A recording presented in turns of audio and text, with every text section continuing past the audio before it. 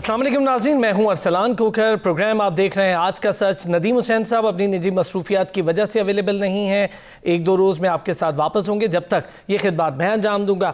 बहुत सारी चीज़ें जिस पर बात हो भी रही है और बात करनी भी है। अफगानिस्तान का मैटर एक तरफ, पाकिस्तान ने अमेरिका को ना कर दी एक तरफ, लेकिन पाकिस्तान में जो सबसे बड़ा मसला इस वक्त पाकिस्तानियों के साथ है वो है महंगाई, वो है बेरोज़गारी और वो है कारोबार में तेज़ी से कमी या सुकड़ना। दूसरी तरफ अमेरिका की अगर बात करें तो डॉलर पाकिस्तान में तेज़ी से ऊपर गया और 150 प्लस पर डॉलर इस वक्त खड़ा है। क्या डॉलर का ये जो इस वक्त रेट है रुपए के मुकाबले में, ये महंगाई की जो शरह है उसमें कमी लाने के लिए किसी भी किस्म की प्लानिंग में कोई रुकावट है? अगर नहीं है तो फिर महंगाई में कमी अब तक क्यों नहीं हो पा रही? क्या उसके लिए कोई मुस्बत और जामे पॉलिसी मौजूद नहीं है, या फिर उसके लिए जो पॉलिसी मौजूद है उस पर अमल दरामद नहीं हो रहा है? इस पर भी बात करेंगे। और फिर ये भी बता दूं कि अब्दुल रज़ाक दाऊद साहब ने बरमला इसका इजहार किया है कि पहली बार चाइना में तो दरामदात के लिए हम कोशिश करते थे, इस वक्त एक्सपोर्ट्स की सूरत हाल अमेरिका के साथ बड़ी है, 5 अरब डॉलर से ऊपर गई है। यानी हमारे लिए ये एक अच्छा फिगर है कि 39% के करीब इजाफा हुआ है चाइना और अमेरिका को एक्सपोर्ट्स की सूरत में। CNG यानी पेट्रोलियम मसनूआत पर तो पहले ही तेज़ी से इजाफा हो रहा है, उसके साथ साथ CNG पर भी इजाफा कर दिया गया, उसकी भी कीमत को बढ़ा दिया गया। यानी महंगाई का एक दौरा है, आवाम के लिए परेशानी है। तिजारती खसारा भी 34% बढ़ा। उसके साथ साथ अगर हम कर्ज़ों की बात करें तो पाकिस्तान के ऊपर जो 2021 में 11 माह की सूरत हाल है, हुकूमती कर्ज और वाजबात में 12% इजाफा हुआ है। गाड़ियों की कीमतें कम हो गई, इत्तलाक नहीं हो सका, एक दो रोज़ में कहा जा रहा है हो जाएगा, लेकिन क्या आम आदमी के लिए सिर्फ गाड़ी की कीमत में कमी ही बड़ी खुशी है, या फिर आम आदमी के लिए इस वक्त और बहुत सारी चीज़ें? एक तरफ हाउसिंग स्कीम के लिए कर्ज है जो गवर्नमेंट की तरफ से जारी किया गया और कहा गया कि आप अपना घर बनाएं, और उसके आदाब भी बैंक्स हासिल नहीं कर पाए। हुकूमत इस पर भी परेशान है और स्टेट बैंक ने एक वार्निंग भी जारी की है कि जुर्माना हो सकता है। फ़ारूक सलीम साहब, आप तमाम तर लोग जानते हैं, सीनियर हैं पाकिस्तान में, जब मैशत पर बात करते हैं तो सुनने वाले भी सुनते हैं, हम जैसे जूनियर्स भी उनसे सीखते हैं, माहिर मौशियात हैं, बहुत बड़ा नाम है, हमारे साथ मौजूद हैं। फ़ारूक साहब बहुत शुक्रिया सर, आपने हमें आज वक्त दिया। राना एहसान अफजल खान साहब ने हमें ज्वाइन किया है, माहिर मौशियात हैं, उसके साथ साथ पॉलिटिकल एफिलेशन भी रखते हैं। बहुत सारी चीज़ें जिस पर आज बात होगी। फ़ारूक साहब, सर आपसे ही शुरू कर लेता हूँ। सर आपने देखा होगा अमेरिका को ना कर दी, अमेरिका का इनखला हो रहा है अफ़गानिस्तान से, पाकिस्तान के बगैर ये तमाम चीज़ें मुमकिन नहीं हैं।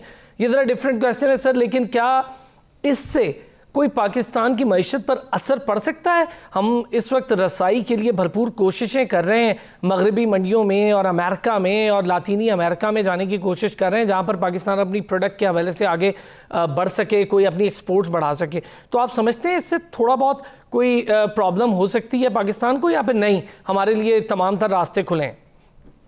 अच्छा सवाल है अरसलान साहब, ये वाकई इसका जवाब ढूंढना चाहिए। आपने अपने इब्तदाई में कहा कि हमने अमेरिका को इनकार कर दिया। डॉक्टर मोईद यूसुफ जो हमारे नेशनल सिक्योरिटी एडवाइजर हैं, उन्होंने कहा है कि अमेरिका ने तो अड्डे मांगे ही नहीं थे।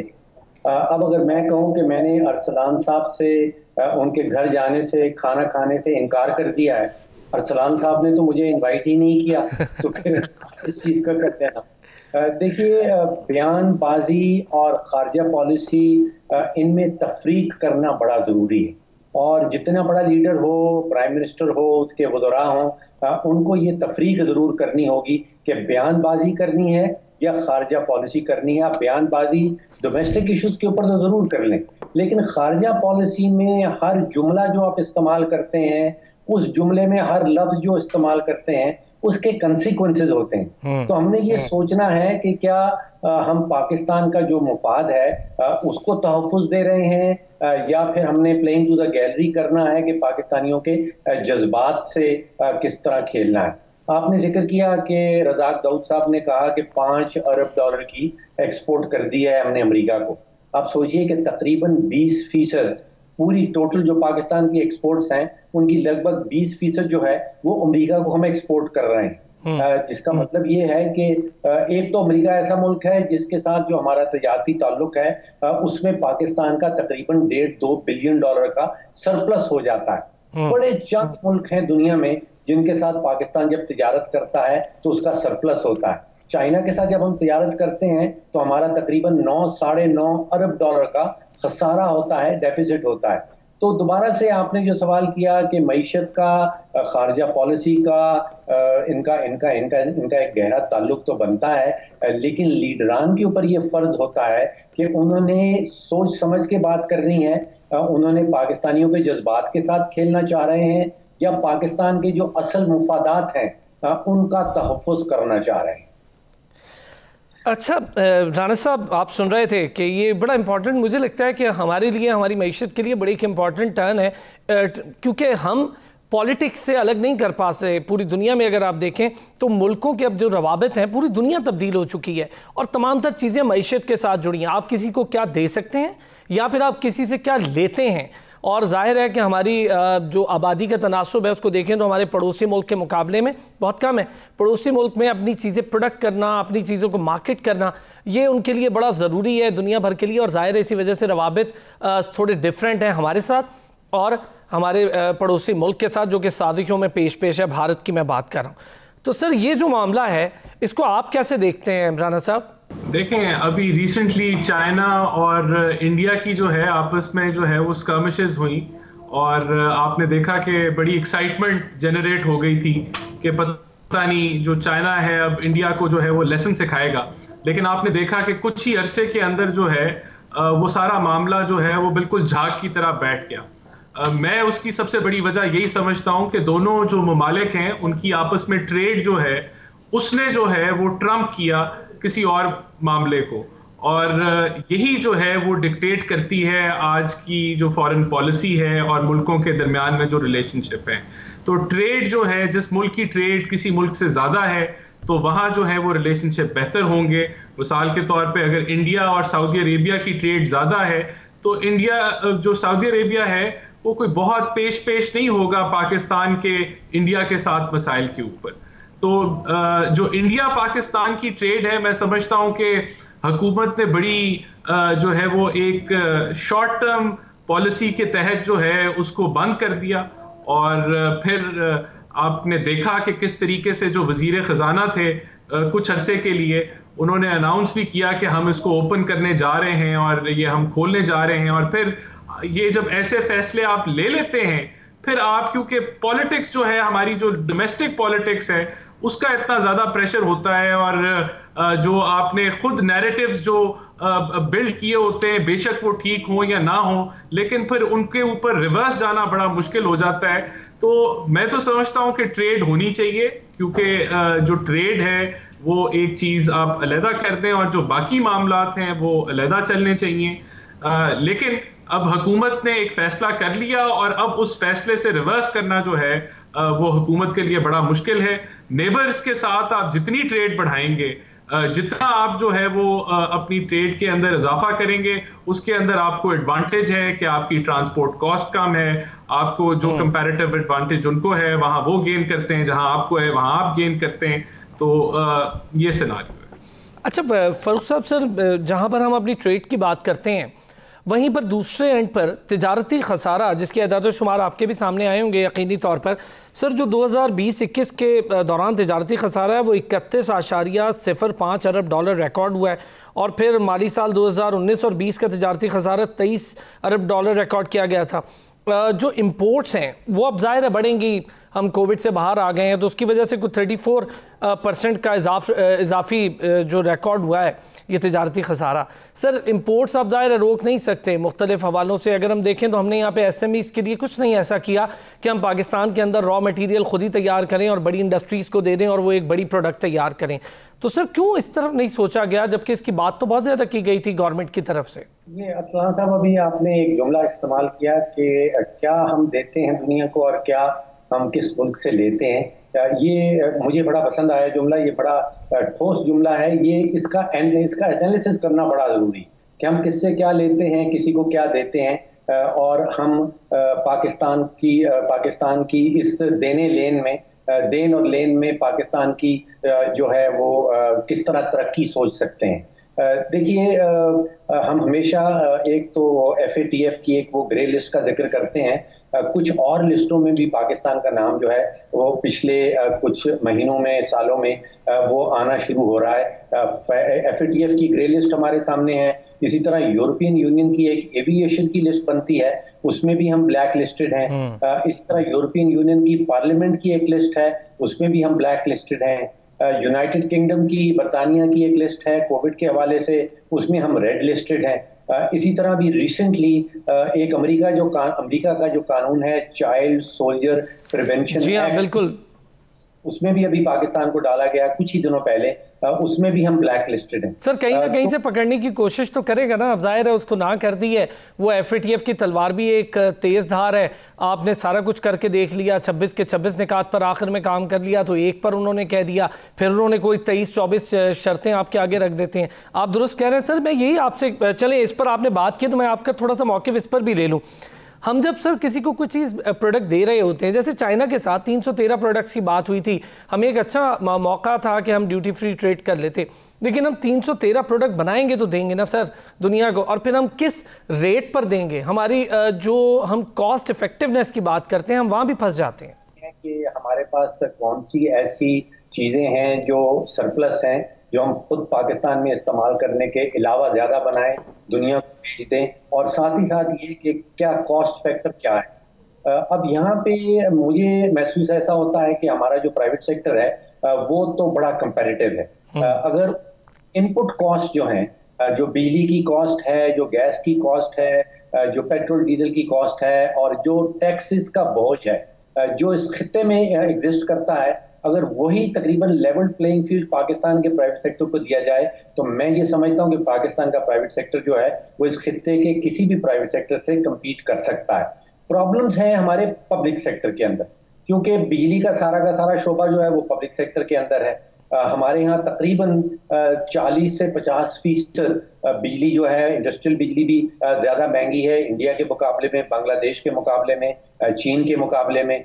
इसी तरह टैक्सेस का जो बोझ है, जो 35-36% का कॉर्पोरेट टैक्स है, फिर उसके ऊपर सुपर टैक्सेस लगते हैं और फिर दूसरे टैक्सेस लगते हैं, तकरीबन 40 से 50% तक कॉर्पोरेट का टैक्स रेट पहुंच जाता है, जो दुनिया का one of the highest taxes corporate rate है। तो अब अगर सेक्टर के अंदर हम महंगी बिजली डालेंगे, अगर उनके ऊपर टैक्सेस का बोझ ज्यादा डालेंगे, तो फिर वो दुनिया में, इस खित्ते में बाकी प्राइवेट सेक्टर के साथ जो है वो कम्पीट नहीं कर पाएगा।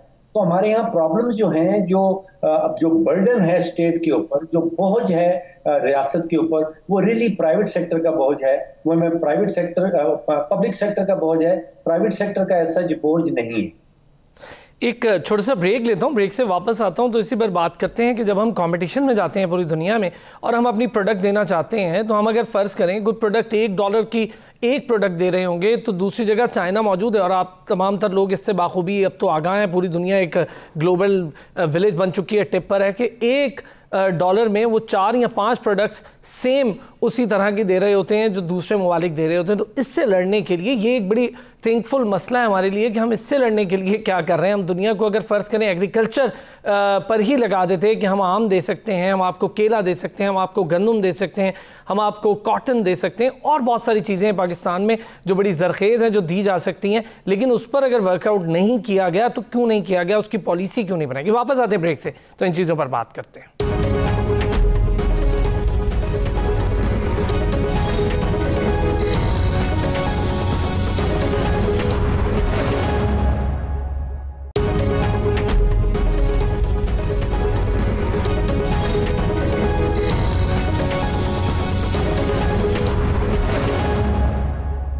वेलकम बैक जी। फ़ारूक सलीम साहब और राना एहसान अफजल खान साहब मेरे साथ मौजूद हैं। दोनों माहिर माशियात हैं, बहुत बेहतर तरीके से मईशत को जानते हैं। मैं भी सीख रहा हूँ आज अपने इस प्रोग्राम में, और आप भी ज़ाहिर है सुन रहे हैं। बहुत सारी नई जहतें खुलेंगी हम सबके लिए।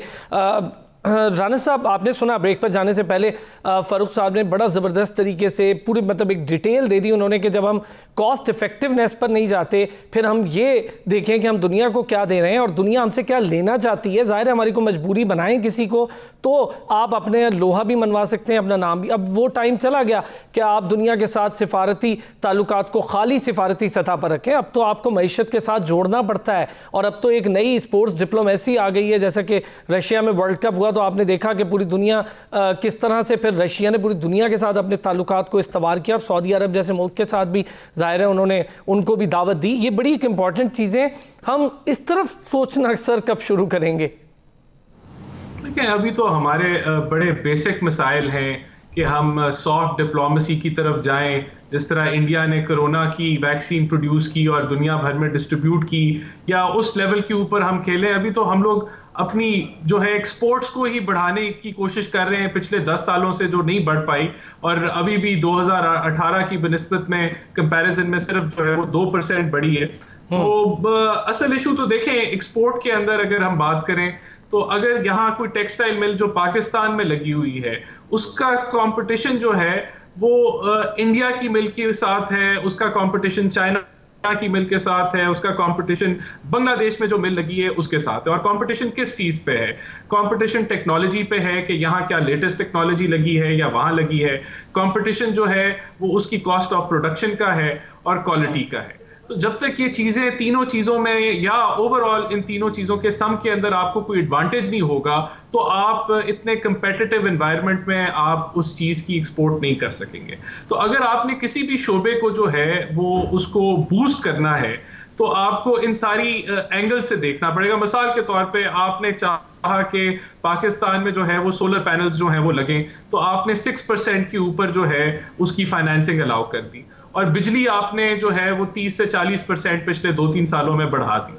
तो ऑब्वियसली आपको एक अच्छी कैलकुलेशन मिल गई कि सोलर पैनल आप लगाएंगे तो आपकी जो है कॉस्ट सेविंग है। तो सोलर, और फिर बैंकिंग ने जो है वहाँ बैंक फाइनेंसिंग शुरू हो गई, तो वहाँ अब ये धड़ाधड़ आपके जो सोलर पैनल्स हैं वो सारी इंडस्ट्रीज लगा रही हैं और सबको वो मैथ समझ आती है। इसी तरह अगर आप चाहते हैं कि कोई आपकी इंडस्ट्रियलाइजेशन हो, या शुगर के ऊपर अगर हम ले लें कि शुगर के ऊपर आप जब एक्सपोर्ट करनी होती है शुगर, तो आप उसको सब्सिडी दे देते हैं कि इंटरनेशनल मार्केट से वो compete करे, और वहाँ जो है वो शुगर जो है वो एक्सपोर्ट हो जाती है। तो इसी तरह जिस शोबे को भी आपने उठाना है, आपको इन एंगल्स के ऊपर कि उसकी कॉस्ट ऑफ प्रोडक्शन क्या है, इनपुट कॉस्ट क्या है, और क्या वो टेक्नोलॉजी आपके पास है जो इंटरनेशनली compete करे, और फिर अगर ये चीजें नहीं है फिर आप उनको सब्सिडी देंगे। अच्छा, मैं राणा साहब, आपने चले इस पर बात कर दी, इस पर आपने बात कर दी है। मैं फारूक साहब से एक चीज़, और आप दोनों हजरात से। फारूक साहब सर, आपने खुद भी देखा होगा पिछले दिनों बासमती राइस वाला बड़ा मसला चला, भारत ने बड़ी साजिश की, लेकिन हम वहाँ पर अपना वो रोल, वो लॉबिंग प्ले नहीं कर पाए, और हमारे चावल के जो टोटल प्रोडक्ट्स हैं उसको बड़ा नुकसान पहुँच रहा था। हालांकि हमारा चावल दुनिया भर में अच्छे चावलों में शुमार होता है। हम गंदम बाहर देने की बजाय बाहर से मंगवाना शुरू हो गए। हालांकि हम 8वां बड़ा मुल्क होते थे जो एक्सपोर्ट करता था पूरी दुनिया को गंदम। फिर हमारे पास मैंगो एक ऐसे ज़बरदस्त चीज़ है कि हम अगर देखें केला, आम और खजूर, अब तो खजूर भी मान पड़ते जा रहे हैं, बाहर से आते हैं, अब तो ये मामला भी है। सर, ये चीज़ें जो हैं कॉटन समेत, इस पर अगर थोड़ी सी पॉलिसी वजह कर लेते। हम कहते हैं कि हम एग्रीकल्चरल कंट्री अब नहीं रहे, जैसे कि वजीर आजम ने कहा, लेकिन हम हैं, ये हम माने या ना माने, हमें करना तो पड़ेगा। देखिए, आपने 2 या 3 फसलों का जिक्र किया। तजुर्बा कुछ ऐसा है कि जिस शोबे के अंदर हुकूमत घुस जाती है, चाहे वो गंदम का शोबा हो या वो गन्ने का शोबा हो, आप देखते हैं कि उसमें किल्लत भी आ जाती है, और आप देखते हैं कि उनकी कीमतें भी बड़ी तेजी से चढ़ती हैं। एक शोबा, एक फसल ऐसी है जिसमें हुकूमत की इंटरवेंशन नहीं है, और वो है चावल की फसल। उसमें हुकूमत ना तो कोई सपोर्ट प्राइस फिक्स करती है, ना ही वो कोई इजाजत देती है कि कौन चावल उगा सकता है, कौन नहीं उगा सकता। एज अपोज टू दैट, गंदम में हुकूमत सपोर्ट प्राइस देती है, फिर वो कोटा फिक्स करती है कौन से आटे की मिलें कितनी चीनी, कितनी गंदम इस्तेमाल कर सकते हैं। इसी तरह लाइसेंसिंग है कि कौन शुगर मिल लगा सकता है, कौन नहीं लगा सकता। लेकिन चावल की फसल के अंदर हुकूमत की कोई इंटरवेंशन नहीं, और चावल हमारी सबसे कामयाब एक्सपोर्ट रहती है। हमें प्रॉब्लम आता है गंदम के साथ, और हमें प्रॉब्लम आता है चीनी के साथ। तो इससे एक सबक ये सीखा जा सकता है कि जिस शोबे में हुकूमत इंटरवीन करती है, उस शोबे को हुकूमत तबाह कर देती है 22 करोड़ पाकिस्तानियों के लिए। जो शुगर मिल मालकान है वो तो शायद अरबों रुपए का प्रॉफिट कमा लेती हैं, लेकिन जो 22 करोड़ पाकिस्तानी हैं उनके लिए चीजें महंगी हो जाती हैं। तो इससे अगर हुकूमत कोई सबक सीख सके तो बेहतर होगा कि हुकूमत जो है वो अपनी हुक्मरानी करे। Government should govern as opposed to के वो बिजनेस में इन्वॉल्व होना शुरू हो जाए। इस सिलसिले में अगर आप पीटीआई का जो मंशूर था 2018 वाला, उसको अगर आप खोल के देखें तो वो बहुत ही मैं समझता हूँ कि खूबसूरत पीस ऑफ डॉक्यूमेंट है बाकी पार्टीज के मुकाबले में। और मैं उसको इफेक्टिव खूबसूरत डॉक्यूमेंट इसलिए कह रहा हूँ कि उसमें पाकिस्तान की जो बड़े बड़े माशी प्रॉब्लम्स हैं उनको वाजे किया गया, उनकी आइडेंटिफिकेशन की गई, निशानदेही की गई, और साथ ही साथ उन प्रॉब्लम्स को हल करने के जो सॉल्यूशंस हैं वो भी दिए गए। अगर वो 60 या 62 पेजेस का वो पूरा का पूरा मंशूर है और उसमें ये चीजें मौजूद हैं, लेकिन अमल दरामद नहीं हो पाया। और अमल दरामद जो कोई रॉकेट साइंस नहीं है, हमें कोई बाहर की दुनिया से बहुत बड़े मईशतदान नहीं चाहिए। हम पिछले 15-20 सालों से यही बहस कर रहे हैं और हमें पता है कि पाकिस्तान के साथ क्या प्रॉब्लम्स हैं और हमें पता है पाकिस्तान के अंदर के उनके हल क्या है। देखिए, पब्लिक सेक्टर एंटरप्राइजेस की रिफॉर्म्स, दोबारा से अगर आप वो मंशूर में जाके देखें तो जो रिफॉर्म का लफ्ज है, जो इस्लाहात का लफ्ज है, वो तकरीबन 4 दर्जन मर्तबा लिखा गया है। और इस्लाहात के हमारा कोई चारा नहीं है। पाकिस्तान की मईशत, पाकिस्तान की सोसाइटी आगे नहीं बढ़ पाएगी जब तक हम इस्लाहात नहीं करेंगे। देखिए, सबसे बड़ी इस्लाहात हमें पावर सेक्टर के अंदर चाहिए। हमें पब्लिक सेक्टर एंटरप्राइजेस जो तकरीबन 1800 अरब रुपए का बोझ बन जाता है सालाना की बुनियाद पे, उसके अंदर इस्लाहात चाहिए। हमें टैक्स का शोबा है, उसके अंदर इस्लाहात चाहिए। हमारा तकरीबन 66% टैक्स जो है वो सारा का सारा इनडायरेक्ट है, जिसका मतलब ये है कि वो गरीब तरीन खानदान जो है पाकिस्तान में, उनके ऊपर टैक्स का बोझ सबसे ज्यादा पड़ जाता है। तो अब ये कोई रॉकेट साइंस नहीं है, लेकिन इसके ऊपर अमल दरामद पिछले 30-32 महीनों में नहीं हो पाया। हमें मालूम जरूर है कि किस तरफ जाना है और क्या हमारे लिए बेहतर है। राना साहब, हमें मालूम है किस तरफ जाना है, क्या हमारे लिए बेहतर है, लेकिन हो नहीं पा रहा। टैक्सेस का बोझ बढ़ता जा रहा है। टैक्सेस हम अगर देखें, कोई नया टैक्स नहीं लगाया, ये हमने सुना, असेंबली की तकरीर में भी सुना, और ये भी कहा गया कि जो टैक्स लगा था दूध के डब्बे वाला, अंडों वाला और दीगर चीज़ों पर, वो वापस हो गया। लेकिन ऐसा नहीं हुआ, महंगाई वहीं की वहीं है, चीज़ों के रेट्स वहीं के वहीं हैं। और आप अगर आलू से लेकर तो घी तक को देखें तो तमाम तर चीज़ें हर मंथ की बुनियाद पर बढ़ती जा रही हैं उसके रेट। तो सर, क्या वजह क्या है आपके नज़दीक? क्या ऐसा मसला क्या है? क्या डॉलर इशू है जो 150 प्लस पर है? पेट्रोल, हम पेट्रोलियम लेवी तो कम कर देते हैं, इतनी लंबी लंबी तकरीरें सुन लेते हैं, इतना कुछ ज़रा समझा दें हमें कि अगर पेट्रोलियम लेवी कम होती है तो पेट्रोलियम मसनूआत की कीमतें कम क्यों नहीं होती? 110 से ऊपर है काफ़ी अरसे से। देखिए, महंगाई के मल्टीपल फैक्टर्स हैं। एक फैक्टर जो मैं समझता हूं वो देखें, आपकी जो टोटल मनी सप्लाई थी इकोनॉमी के अंदर, वो 2018 में तकरीबन कोई 16 ट्रिलियन के करीब थी, और वो पिछले 3 सालों में 7 ट्रिलियन रुपए से बढ़ी, यानी कि जो कि 44% बनता है।